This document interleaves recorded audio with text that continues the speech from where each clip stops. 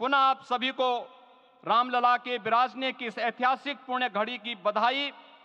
आदरणीय प्रधानमंत्री जी, आदरणीय सरसंघ चालक जी, माननीय राज्यपाल महोदया और आप सभी महानुभावों का मैं एक बार फिर से हृदय से स्वागत और अभिनंदन करते हुए हम सब जो संकल्प पूर्वजों ने लिया था उसकी सिद्धि की भी सभी को बधाई देते हुए प्रभु के चरणों में एक बार पुनः नमन करते हुए पूरे प्रदेश और देशवासियों को आज के इस रामोत्सव के अवसर पर कोटि कोटि बधाई और अभिनंदन देते हुए अपनी वाणी को विराम देता हूं। जय जय सीताराम। राष्ट्रीय स्वयंसेवक संघ के सरसंघ चालक डॉक्टर मोहन राव भागवत जी।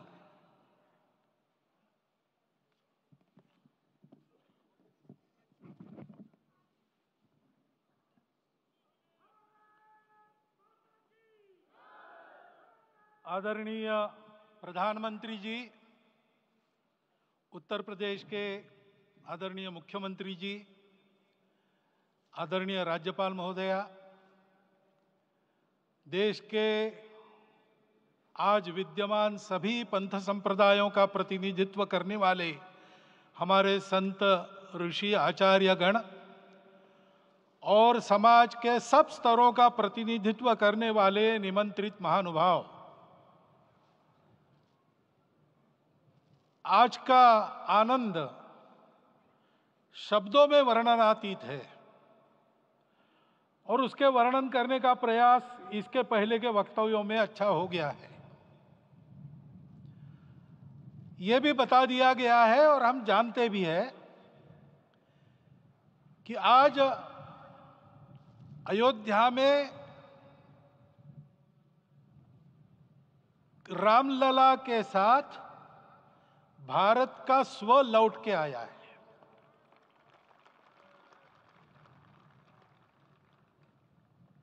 और संपूर्ण विश्व को त्रासदी से राहत देने वाला एक नया भारत खड़ा होके रहेगा, इसका प्रतीक आज का कार्यक्रम बन गया है। ऐसे समय में आपके उत्साह का, आपके आनंद का वर्णन कोई नहीं कर सकता। हम यहां पर अनुभव कर रहे, पूर्ण देश में यही वातावरण है। छोटे छोटे मंदिर के सामने दूरदर्शन पर इस कार्यक्रम को सुनने वाले हमारे समाज के करोड़ों बंधु, वहां पहुंच न पाए ऐसे घर घर के हमारे नागरिक सज्जन, माता भगिनी, सब भाव विभोर है, सब में आनंद है, सब में उत्साह है। और ऐसे समय में जोश की बातों में थोड़ी सी होश की बात करने का काम मुझे ही दिया जाता है।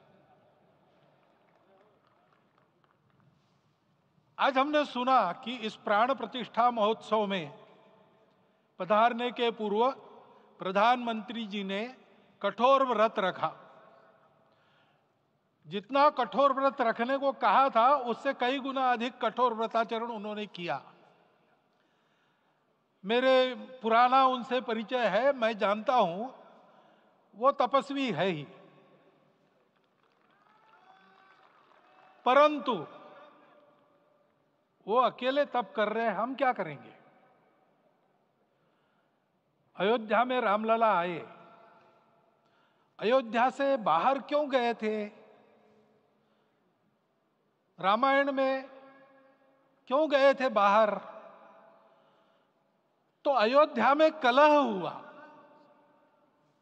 अयोध्या उस पुरी का नाम है जिसमें कोई द्वंद्व नहीं, जिसमें कोई कलह नहीं, जिसमें कोई दुविधा नहीं।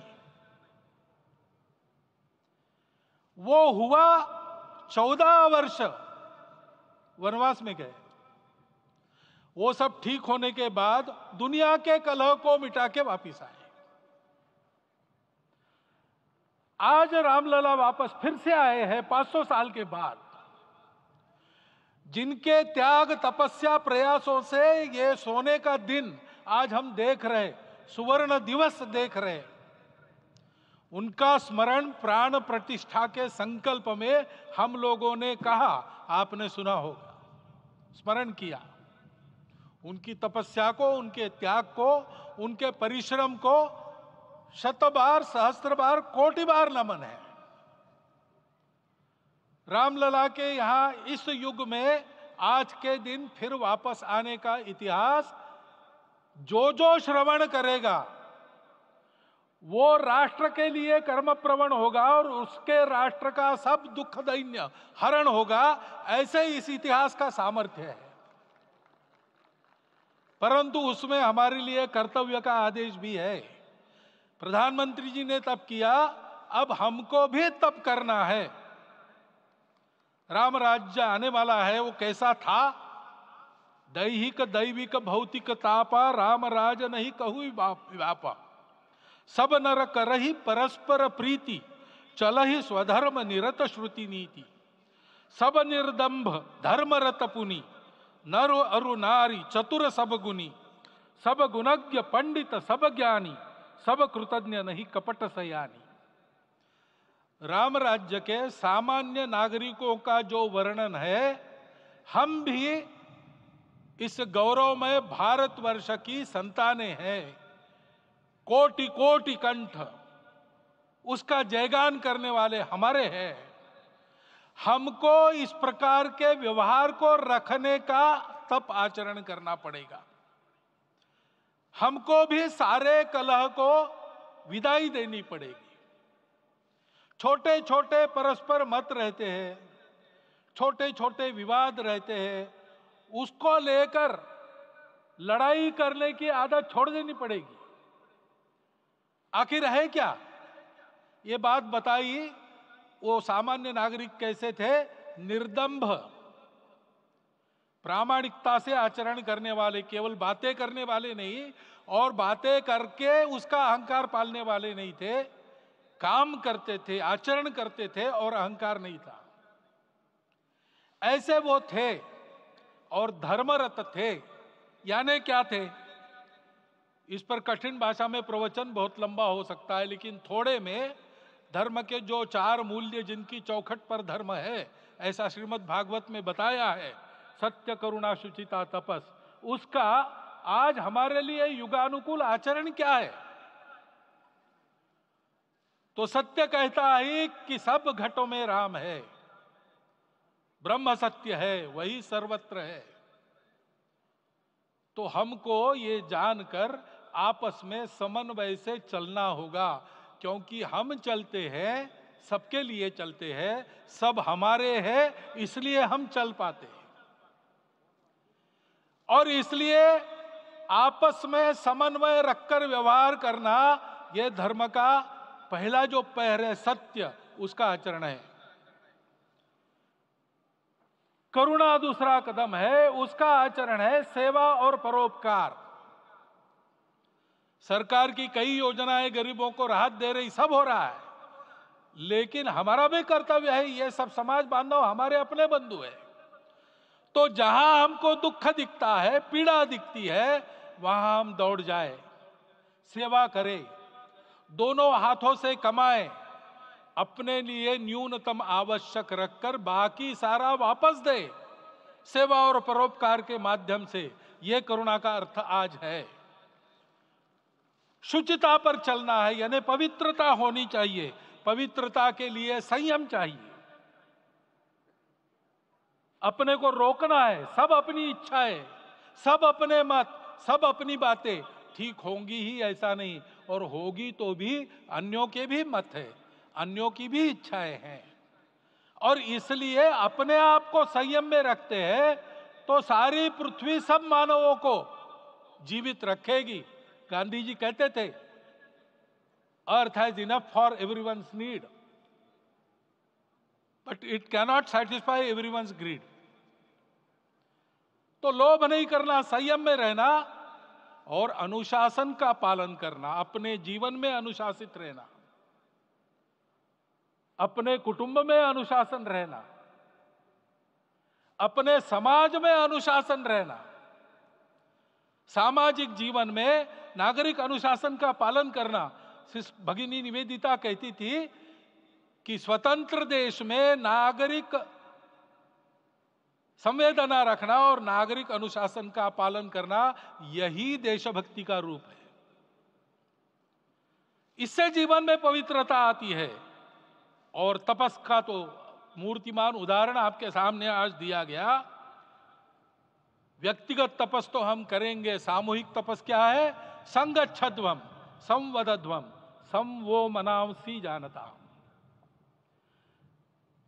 हम साथ चलेंगे, बोलेंगे आपस में, उसमें से एक सहमति का संवाद निकालेंगे, एक ही भाषा बोलेंगे, वो वाणी मन वचन कर्म समन्वित होगा और मिलके चलेंगे, अपने देश को विश्वगुरु बनाएंगे। ये तपस हम सबको करना है।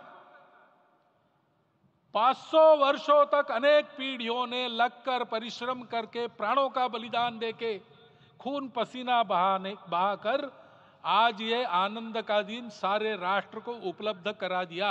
उन सब के प्रति हमारे मन में कृतज्ञता है। मैं यहां बैठता हूं तो मेरे मन में विचार आता है कि मुझे बिठाया, मैंने क्या किया? वो तो जो उन्होंने किया उसका प्रतिनिधि भी मुझे बनाया गया है। उस प्रतिनिधि के नाते मैं ये अवदान स्वीकार करता हूं और उन्हीं को अर्पण करता हूं।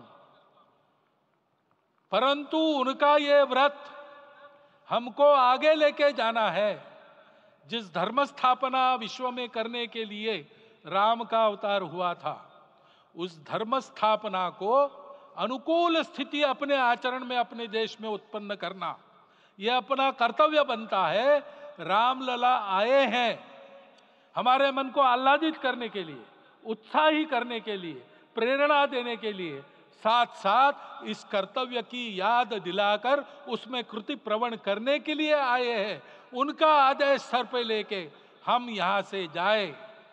सब लोग तो यहां आ नहीं सके, लेकिन वो सुन रहे, देख रहे। अभी इसी क्षण से इस व्रत का पालन हम करेंगे तो मंदिर निर्माण पूरे होते होते विश्वगुरु भारत का निर्माण भी पूरा हो जाएगा। इतनी क्षमता हम सबकी है। इसका मैं एक बार स्मरण देता हूं, आप सबको धन्यवाद देता हूं और मेरे 4 शब्द समाप्त करता हूं। भारत के